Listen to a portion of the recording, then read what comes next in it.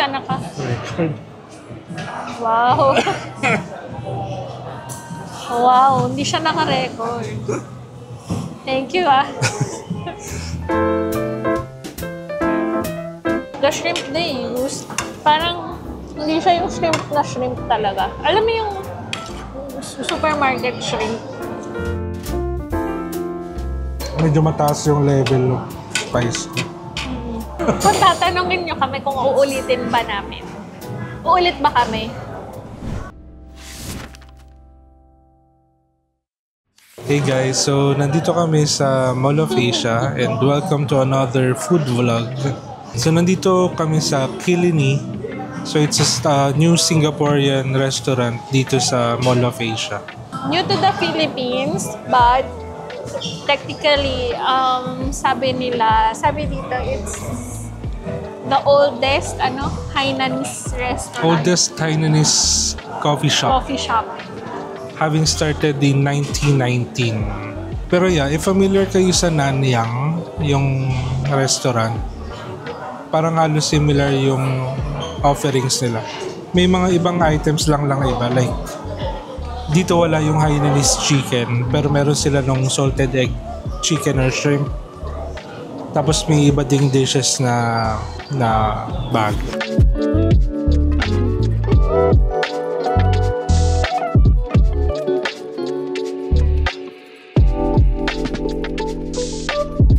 So, dumating na lahat ng order namin.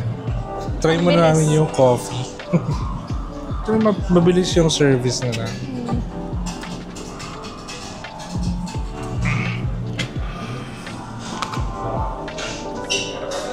Sarap. Mas gusto ko yung sa Nanyang. Ito, try mo. Ano to? Evaporated milk.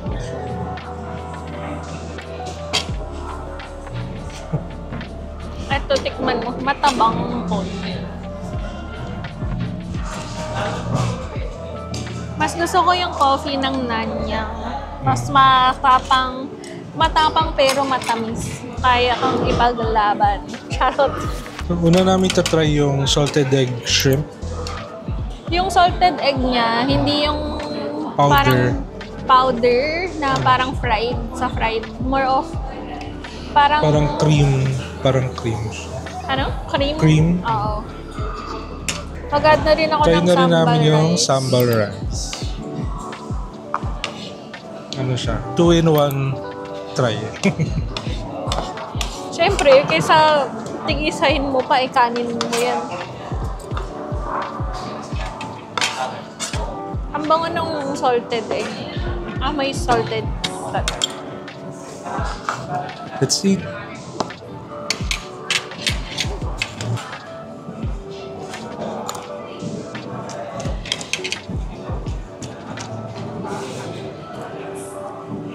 The shrimp they use, parang hindi siya yung shrimp na shrimp talaga. Alam mo yung supermarket shrimp na nakapack, ganun.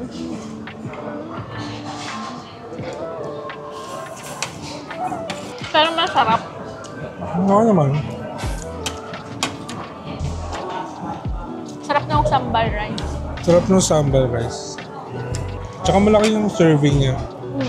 For sharing siya. Tapos marami siya for two people.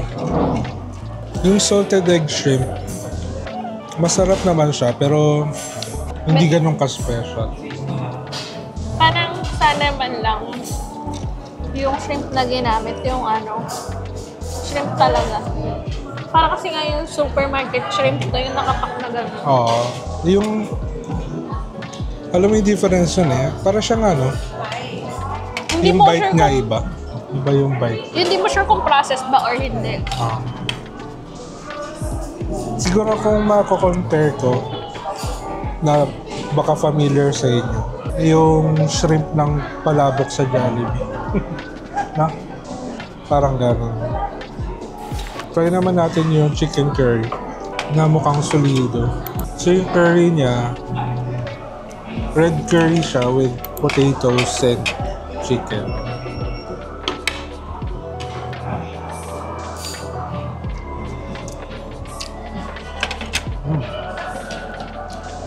Parang kalasa lang nun sa Nanyang.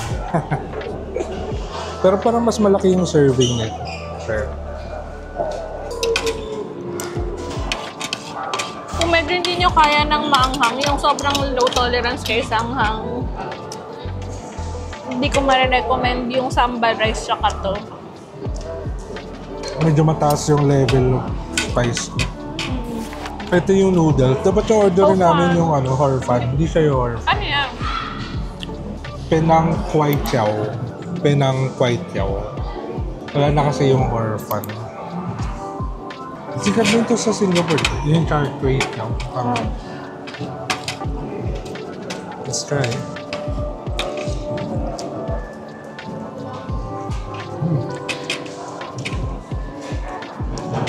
Sarap. May bite yung noodles. Meron. Medyo nakulangan lang ako sa alat. Matabang din.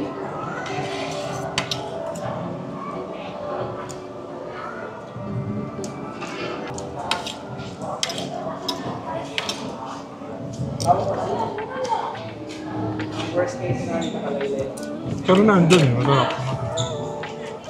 Matabang lang. May smoky flavor din siya, pero matabang lang. Pero nandun yung kinana pang flavor. Or baka maalat lang kaming kumain. Hanggang.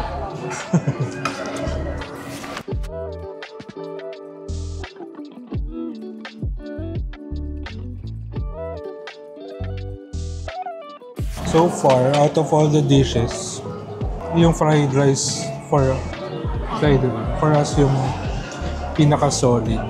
Although, wala naman like hindi masarap. Parang ano lang. Kulang lang. Kulang na. Yung gustong-gusto ko kinakain sa Singapore, yung char kway teow. Kasi, let me know kung tama yung pronunciation or hindi ah. Pero, gusto ko yun kasi yung yung lasa ng noodles. Gusto ko yung smoky flavor talaga. Lalo yung sa mga hawker. Tapos yung noodle niya, parang ang sayang nguya eh. Ganun. Sobrang lasa-lasa mo yung smoke. Yung breath of the walk. Something like that. Yung dito, same naman yung feels ng noodles. Smoky. Kulang nga lang sa more yung smoky flavor. Hindi ganun ka. Kulang. Meron, pero hindi ganun ka sing strong like dun sa mga hawker. Tapos yung kulang nga lang, kulang lang sa alat. Parang yun yung trend nung nung experience namin so far. Like yung sa coffee, Medyo matabang. kulang sa tamis. Although nandun naman yung flavor. Same with the rest of the dishes. Pero again, masarap siya. Kumbaga hindi lang may nagkulang lang na element. Pero maubos pa rin naman namin. Alam niyo yung bango, tapos pero pag subo mo kinapos ng konti sa flavor. Pero baka naman ngayon lang. Baka naman isolated case lang to. Pero Or baka naman sa inyo, tama na. Sabi nga nung lagi nga namin sinasabi na subjective yung taste. So baka okay na sa inyo yung seasoning, sa amin matabang pa. habang kinakain ko yung salted egg shrimp, parang medyo nadi-disappoint ako kasi dahil nga yung type of shrimp na ginamit. Pero hanggat nag-chicken na lang tayo. Sorry na. By the way, lahat ng video namin halos, actually lahat ng video namin hindi naman sponsored ng restaurant. Walang sponsor. Dahil wala kaming sino ba naman kami para i-sponsor? Pero syempre, i-claim natin yung someday may magsusponsor sa atin. So, lahat ng sinasabi namin dito sa video, based talaga siya sa experience namin. Parang no filters. Tsaka alam nyo at least totoo yung sinasabi namin dun sa food kasi no strings attached. Honestly, hindi naman kami yung mapili sa pagkain. So, kahit ito, hindi naman siya like perfect. In a way, parang nagugustuhan pa rin naman namin. Parang bihira yung talagang sobrang hindi namin kakainin. Sobrang bihira naman. Pero at least, sinasabi namin yung totoong experience namin. Story time pala. Once pa lang kaming nakapunta together sa Singapore. Di ba usually, sinasabi ng iba, wala ka masyadong magagawa sa SG. Pero in fairness, na-enjoy naman namin yung vacation namin. Last year.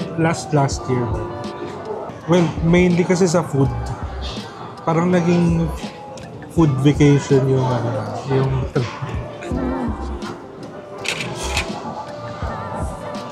parang lahat ng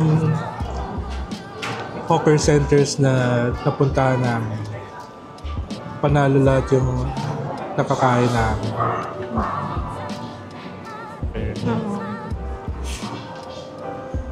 Saka doon nagsimula yung tradition namin ng December. Magta-travel. Doon kami yun yung first Christmas namin out of the country. Yeah. Sa vacation natin nun sa Singapore, medyo sobrang chill kasi nun, parang 9 days ba tayo nun? Mga ganun. Sobrang chill kasi nung bakasyon na yun, nung may minute kaming mga friends ni Mark, workmates pala ni Mark. Libot. Pag yung araw na medyo mapagod kami, wala talaga siya itinerary. So parang pagod ka ngayon, sige tulog muna tayo hanggang anong oras. Sobrang chill na bakasyon lang siya. Tapos sabi nga ni Mark, halos yung mga sikat na hawker center at saka yung mga may Michelin Bib Gourmand na restaurants, yun yung mga pinupuntahan namin, tinatry namin. Yung kahit mahaba yung pila, sinatsaga. Kasi minsan lang naman eh. Pero ang galing ng hawker culture nila.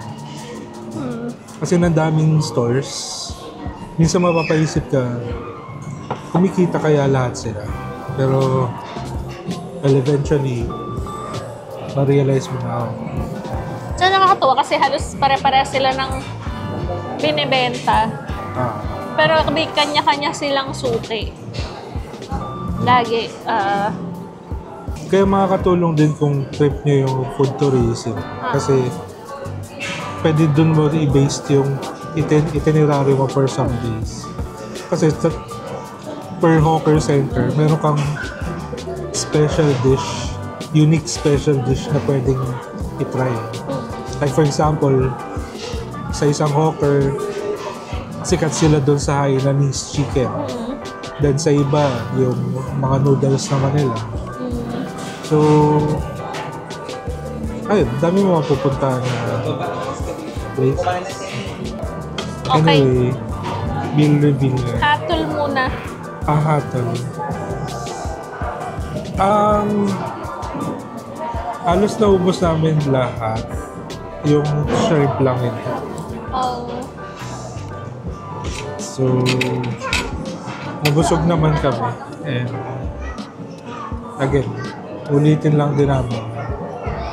Medyo, nandun yung lasa, medyo kulang lang sa season. Oo. Kumbaga may potential. Baka, again, sabi ko nga kanina, baka isolated case lang today. Baka isolated case lang today. Tapos yung tomorrow, baka kung sa ibang araw kami kumain ulit, baka iba din yung iba na din yung, baka maiba yung flavor. Or baka mas okay yung timpla ng mga food. But yun nga, medyo ano lang, kinulang yung kinulang sa seasoning. As for the coffee, Sa a little bit of yummy. ah, as for the coffee, I prefer Nanyang's coffee compared to here. Mas malasa yung sa Nanyang, Parang mas matapang, watered down din. watered down yung flavor nito. So, Yun yeah. yung theme. Ah, Ang last experience namin. Almost but not quite. Yun yung ano na. Pero kung Title ng video. kung tatanungin nyo kami kung uulitin ba namin. Uulit ba kami? Pwede. Oo. Dahil baka next na ulit naman namin may improvement sa lasa. Tsaka madami pang dishes na Hindi pa namin na-try. parang okay ito. May laksa, may iba pang Asam fish. ulam. Oo. Asam fish. So, marami pang pwedeng i-try. May mga toast din sila. Oo. Si Mark, gusto niya yung toast, yung sinasawsaw sa itlog. Sarap. Nung nasa Singapore, share ko lang ulit. Nasa Singapore kami, yun yung lagi niyang kinakain sa umaga. As in, parang local lang si Mark eh. Okay, sige, bill reveal tayo. Yung curry, chicken curry is 380 pesos. Parang, ilang pieces yung chicken niya? 4? 3? 3 pieces. Ay, 4 pieces yung chicken na nandun sa curry. So, good for 2, kaya na. Salted egg shrimp, 480 pesos. Malayo, okay na din siya kasi malayo siya sa presyo ng kung nag-Din Tai Fung ka na 700 plus or 1,000 plus na ngayon yung sharing. But, yun nga, may mga caveat lang. Yung sambal rice is 250 pesos. Penang Kway Teow ay 280 pesos. Iced coffee is 140 pesos and the coffee C. Iced coffee C is 140 pesos din. All in all, sulit sa presyo. No. Mura nga yan. Mura nga siya. Sulit pa rin sa presyo. Yung pagkain, okay siya for sharing. Kahit siguro, ang marirecommend namin pinaka is the sambal rice, no? Noodles okay din. Yung noodles okay lang, kulang lang sa kulang lang ng konting alat. But overall good. For the others, okay lang. Medyo underwhelming yung review namin. I was expecting more kasi actually nung may napanood akong vlog na parang inabangan niya tong Kilini kasi favorite niya daw yun pag nagpupunta siya sa Singapore. Pero yun, medyo underwhelming lang yung food, yung experience today.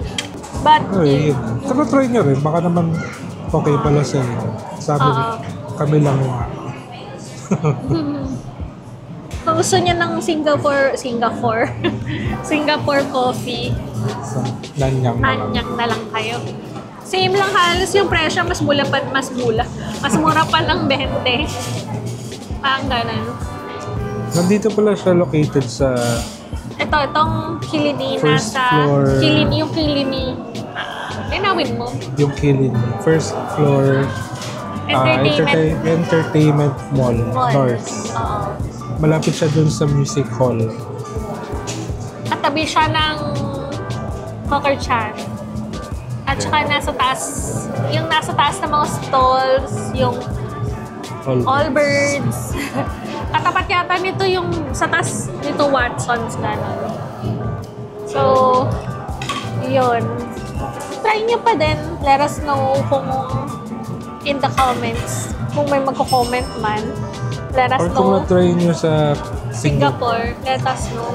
Kwento nyo sa akin. Basta next time pag pumunta kami ng Singapore, ito try din namin ito.